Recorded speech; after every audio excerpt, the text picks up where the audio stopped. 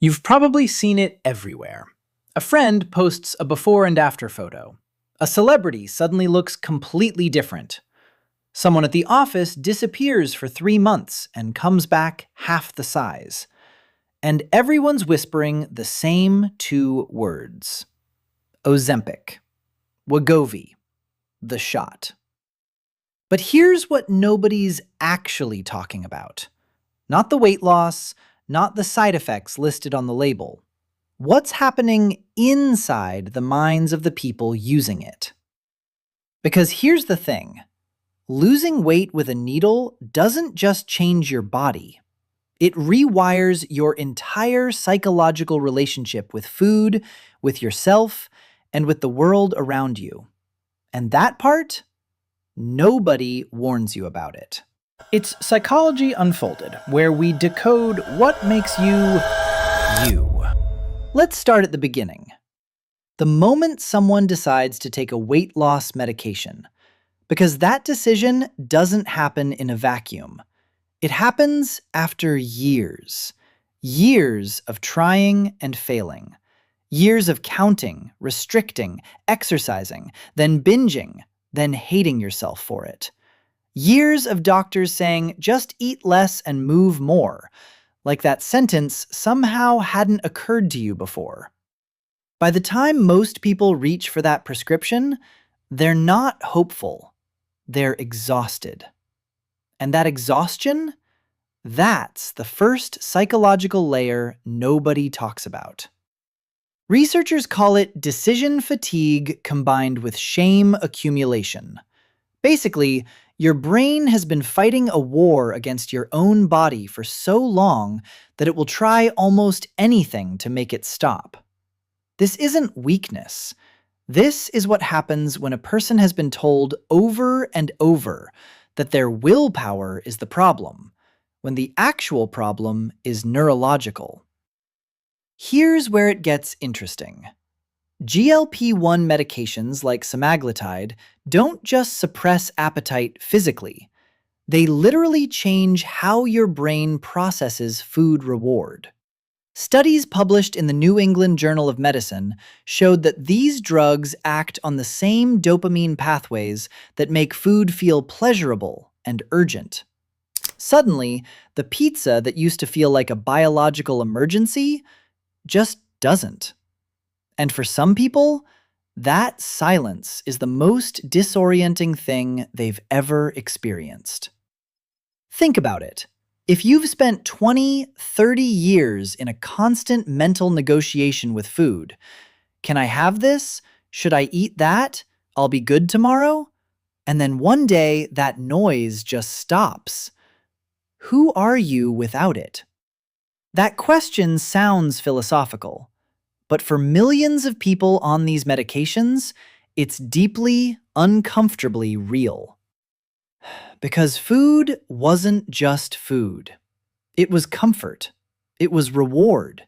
It was how you celebrated, how you grieved, how you coped with a hard day at work or a phone call that broke your heart.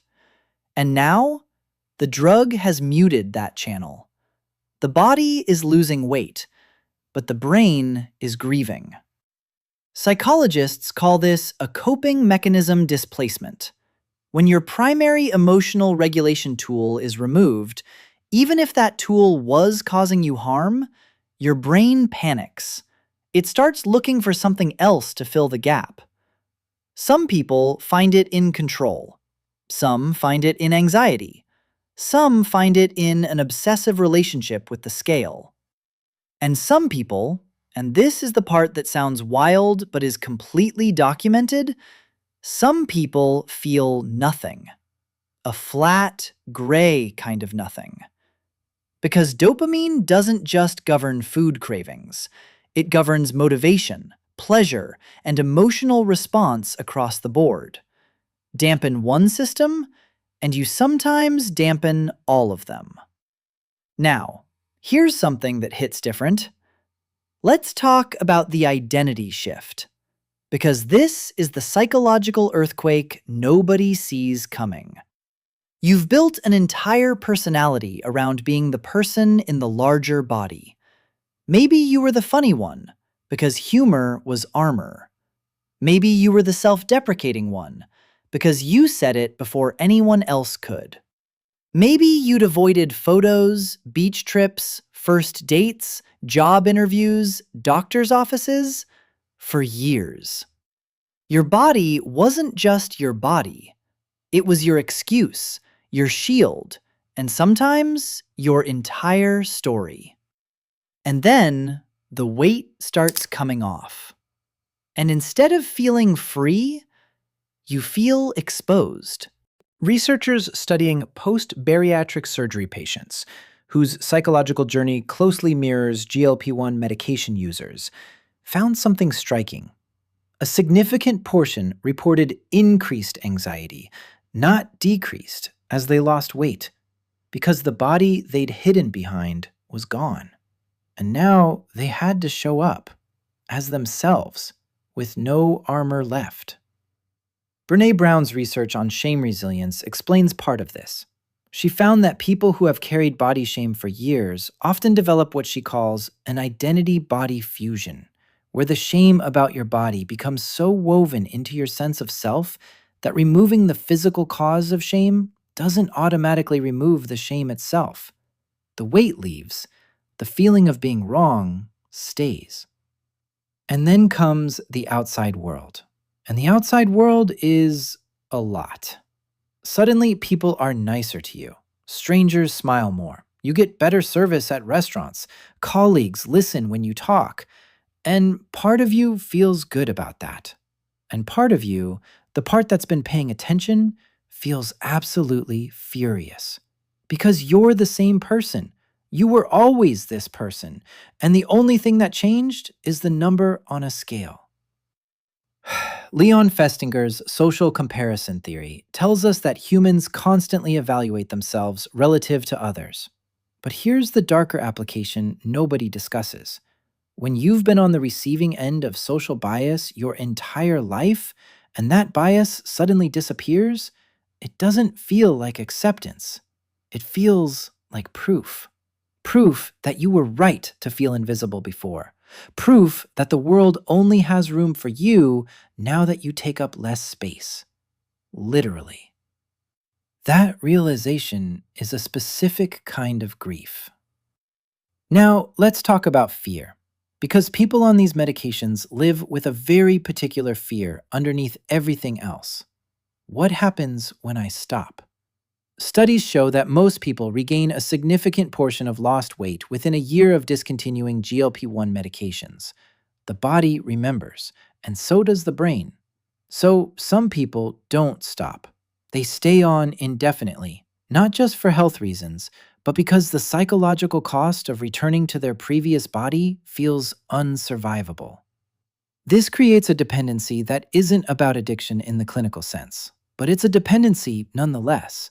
A dependency on a pharmaceutical to maintain not just a body, but an identity, a social life, a sense of safety in public spaces.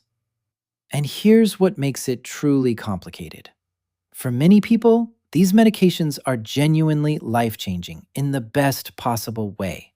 Real health improvements, reduced joint pain, better sleep, more energy, a relationship with food that finally feels manageable. This isn't a video saying these drugs are bad. The science doesn't say that. What the science does say, and what the label absolutely does not, is that changing your body this dramatically, this quickly, will change your psychology, whether you're ready for it or not. And most people aren't ready for it, because nobody told them to prepare. So if you're someone who's on this journey right now, or thinking about starting, here's what the research actually suggests.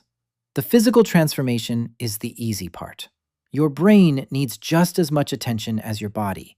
Therapy, community, honest conversation about what food meant to you and what it means now. That's not optional. That's the work. You're not broken for feeling complicated about losing weight.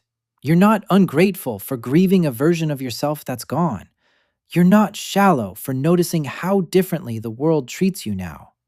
And honestly, the fact that you're even asking these questions means you're already doing the deeper work. If this hit closer to home than you expected, drop a comment below. I read every single one.